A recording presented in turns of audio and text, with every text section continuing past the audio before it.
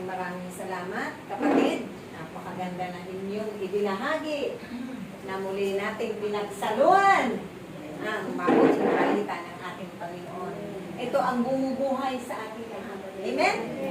Naniniwala ba kayo, mga kapatid? Amen. Ito yung nagbibigay pag-asa, nagbibigay kalakasan, kasiglahan, kapayapaan, nagbibigay ng kasiyahan, kagalakan sa bawat isa. Amen?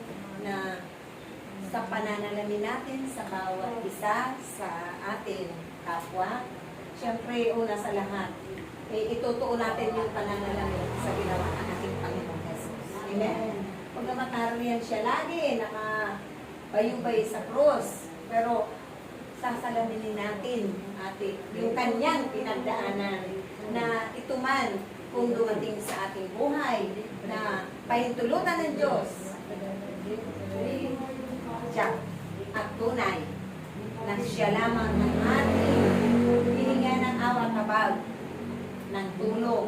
Sa Kanya tayo magsusumbong, sa Kanya tayo magkikwento, magsasabi kung ano man ang ating mga saloobin. Amen? Malalim ha? Kung ano man ang ating mga nararanasan na pinahintulutan ng Diyos, dahil iyan ay nakatitiyak tayo sa pamamagitan ng ginawakan nating pangako ng Yahweh. Daraan lang yan, matatapos din yan, mauubos din yan, at siya ang katugunan ng lahat ng yan. Amen? Walang imposible sa Diyos. Tayo, ng mga bawat kapwa, bawat nilikha ng Diyos sa sanglibutan ito, wala tayong magagawa.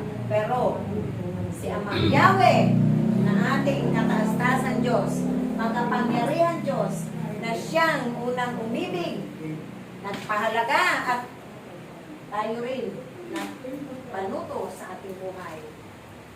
Tunay at tiyak, tayong lahat ay magtatagumpay. Amen? Malakas na palakpak. Gusto niyo pa ba ng dessert? Lagi may dessert na hinihanda si Ama. Ayaw niya na ang mga anak niya ay talagang masasabik pa. Kailangan perming lubos-lubos yung ibibigay niya na mga aral, katuruan, para tayong lahat ay patuloy na hubugin, sanayin, at mapanuto sa ating mga buhay. Amen? Akin ang tatawagin ang maghahayag tungkol sa paghahari ng Diyos sa ating panahon, sa nababagong panahon.